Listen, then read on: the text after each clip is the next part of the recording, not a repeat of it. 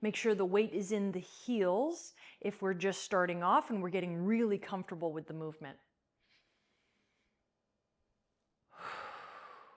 All right, let's learn how to do a proper squat. First of all, your feet should be right outside of your hips. And I will show you some other variations where you can have a more narrow or a wider stance. But for now, let's have our feet right outside of our hips. Let's have our toes pointed out ever so slightly. And if you don't have shoes on, grip the ground with your toes, like activate all 10 toes. Have the majority of your weight be in your heels and the outer edges of your feet, okay? Now, if you're really, really good at squats, I want you to equally distribute the weight throughout the entire bottom of the feet. Next, I want your knees to track in line with your toes. So don't let them come in towards each other and don't let them aggressively push out. Have them in line with your toes. When you initiate your squat, I want you to think about not only engaging your core, but sitting back onto an imaginary chair. So don't initiate by bending your knees, but think about sitting back. Imagine there's a chair here. We're going to sit back, and I want you to go as low as you comfortably can. Ideally, you want to come to parallel where your hips are in line with your knees. If you can't, that is absolutely no problem at all. And then you're going to come up, exhale, squeeze your glutes, and stand up nice and tall. Awesome. Let me show you that a couple more times so that you can see that again. Exhale. One more. And I did it kind of slow. So let's continue working up the body and then we'll put it all together. All right, so make sure that that core is on. So right now I'm totally relaxed. Before I initiate, I engage my core. I simultaneously squeeze my glutes. My eyes are forward. I hold my breath and then I exhale.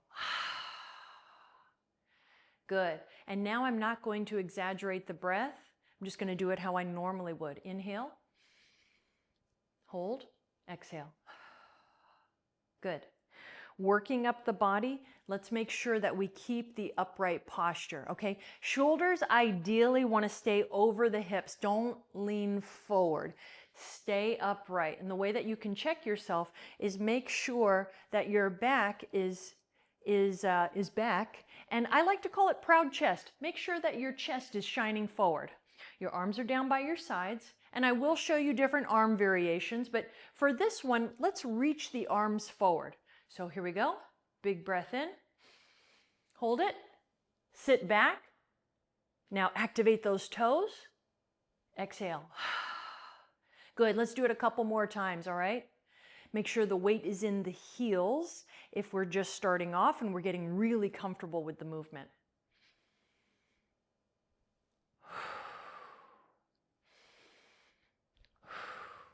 Perfect. And that kind of leads us to our last part, the head. Where should our eyes be? They're going to be fixated on a point at eye level. It's a very, very gentle gaze. Don't overthink this. All right. Now let's piece it all together and we'll do them at full speed.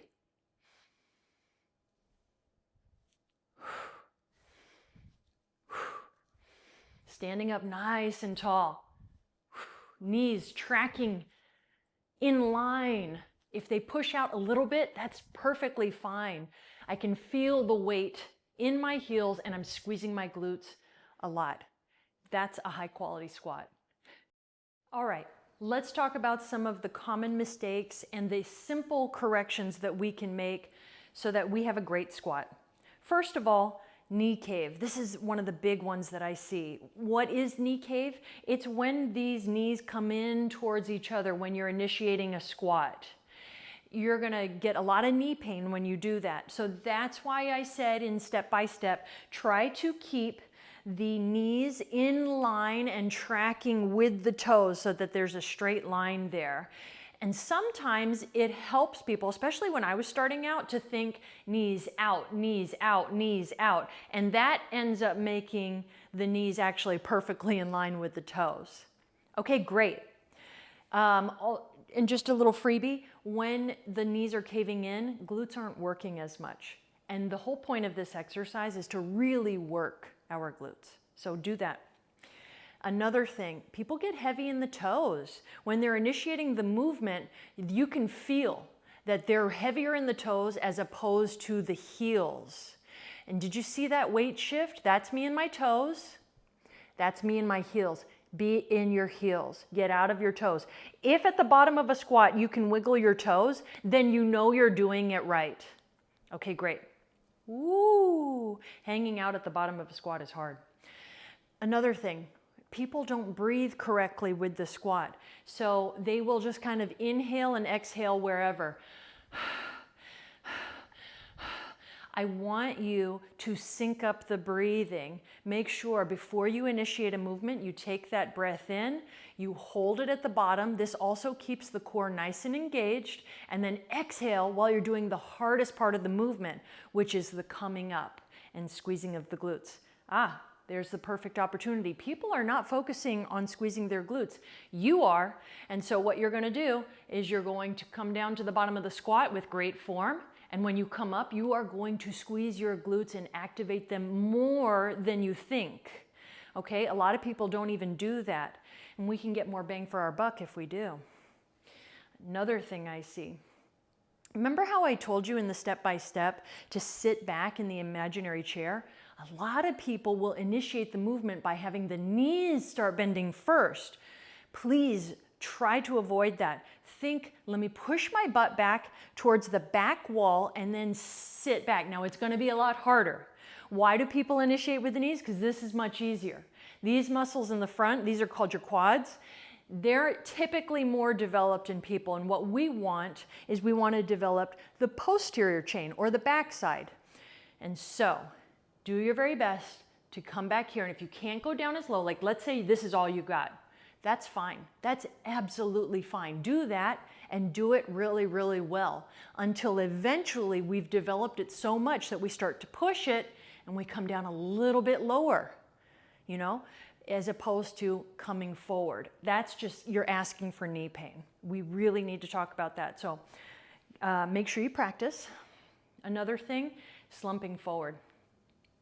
I see this all the time with people who work out and they can lift really, really heavy. They are slumping forward.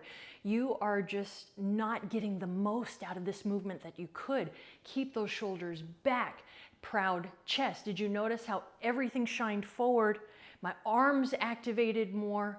I reach, I'm sitting back. That's great. Now, as far as gaze, a lot of people will look down. If you look down, look at what that does to my spine. It's much easier to slump. If I bring my gaze up to eye level, my posture just got better. So here's here, and then I bring it up, eye level, and there we go. The last thing, just one more time, I want to make sure that your core is engaged.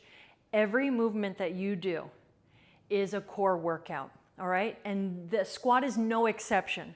So make sure you contract your core, you squeeze your glutes, you keep it contracted, exhale, and if you absolutely must rest it at the top for a second and then re-engage.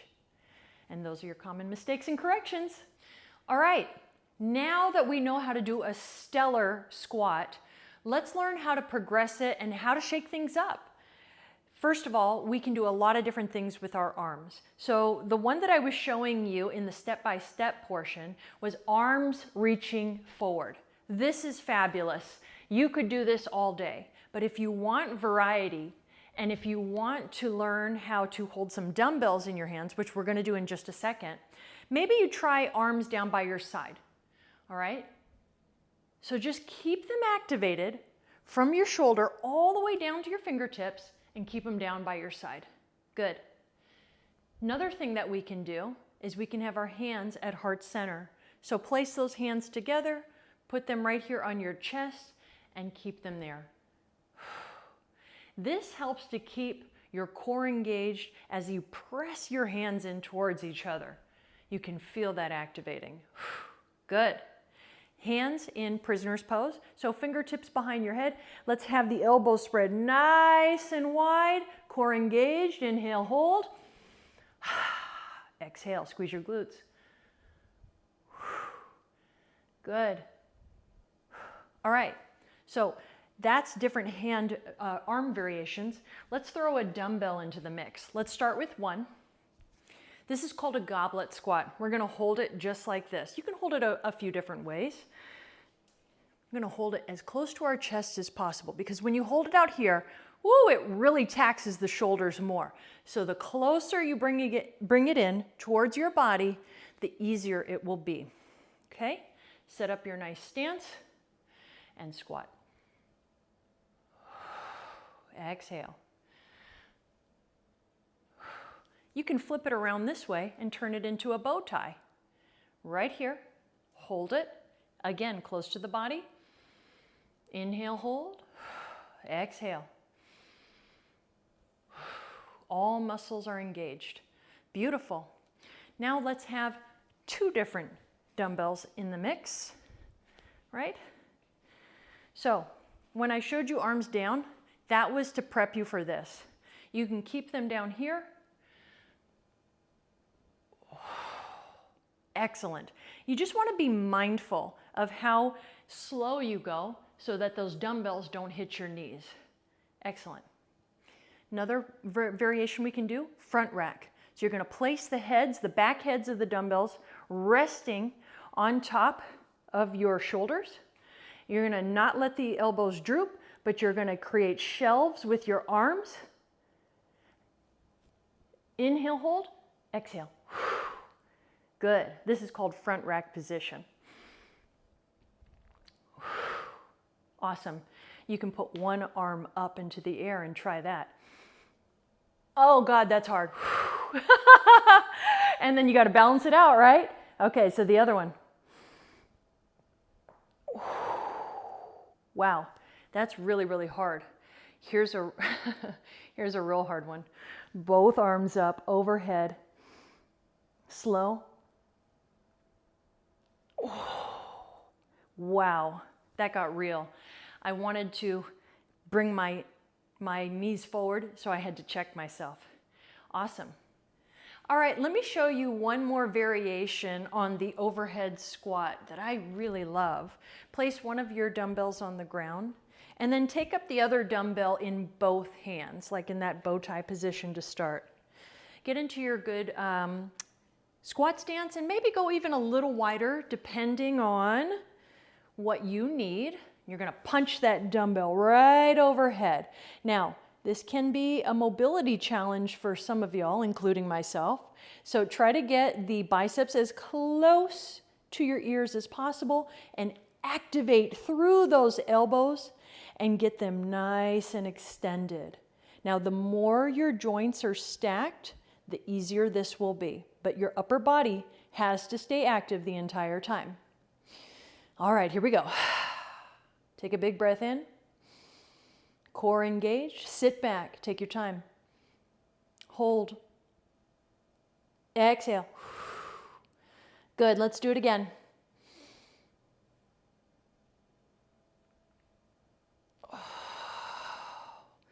Wow, I love that one. That's such a great challenge. And now you've got another variation. Remember how I said in the step-by-step that you can do different things with your stance? We initiated with having our feet right outside of our hips, but we could go even wider. This is called a sumo stance. You're going to point your toes out even more, and you'll have to feel it out because every body is shaped and moves just a little differently. Again, still sit back in that imaginary chair and then go down as low as you can. Now, I get a very deep groin stretch, so I've got to push my weight back more and take my time. I got to go a little slower. Let's see that again. And one more time. Now that I'm getting the hang of it, keep going. If you're wobbling, that's good. It means you're checking your balance. You're working on stabilizing, and that's really, really good. Now the opposite of doing a wide stance is doing a really narrow stance, and I'm going to exaggerate. I'm going to put my feet right beside each other. So this is a narrow squat. Sit back. I'm going to reach my arms forward for counterbalance. Exhale, squeeze. All the same rules apply. Good posture, good breathing. Inhale, hold, sit back. Be able to wiggle your toes at the bottom to check yourself. Gentle gaze. Excellent. Now, if we want to test ourselves and make sure we're going low enough, we've got a couch right here. Let's use it. And what I'm going to do is I'm going to be about a foot forward, and I'm going to squat literally onto the couch. And I can even sit back. From here, I'm going to activate my arms again, and I'm going to squeeze my glutes and stand up nice and tall. That's one way that you know you're getting good squat depth. Now, the next progression is don't sit on the couch. Tap it with your glutes, tap it with your butt, and then that lets you know it's time to stand up. I'll show you. Tap, exhale. So I didn't relax on the couch. I'm just using it to let me know that I went deep enough. My couch is a little squishy, so I can go a little lower. And I'm not resting. I'm still very active at the bottom. You can do that with a couch, and if you happen to have like a workout bench, you can 100% use that. Okay, awesome. All right, this section is for you moms, dads, and guardians out there who want to get a workout in, but you've got your baby or your small child and you don't know what to do. Well, I'll tell you what you're going to do. You're going to incorporate your child into the workout. They're going to have some fun too. And they get to see you working out, which is great for them. So I don't have a baby today, but I do have Buddha. So that's what we're going to use. What I'm going to do is I'm going to hold my baby close to my body. Now listen, the closer you hold them to you, the easier it will be. Remember, just like the dumbbells, when you hold them further away from you, then it's more taxing on the shoulders. It's not wrong, it's just going to burn your shoulders out. So keep your baby close to you.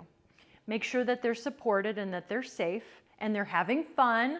Interact with them, and then same rules apply with your squat. Okay, here we go. Good. Now realistically, baby's probably going to be squirming. So maybe you're doing a couple this way, maybe you have to turn them around and you've got to support them from the front and from underneath, and then they can see this way and you can do a squat. Just like this. Now it's really good when they're squirming because then you have to activate all your little stabilizer muscles and you got to keep your core nice and tight. And you can also play with how fast or how slow you're doing your squat. Make it work for them and you still get a great workout. All right, one more variation I have for you is adding in an overhead press. This one's super fun for both guardian and baby. So we're here, we're squatting, and we exhale and we lift baby all the way up and they love it. And then we can go right back down and come back.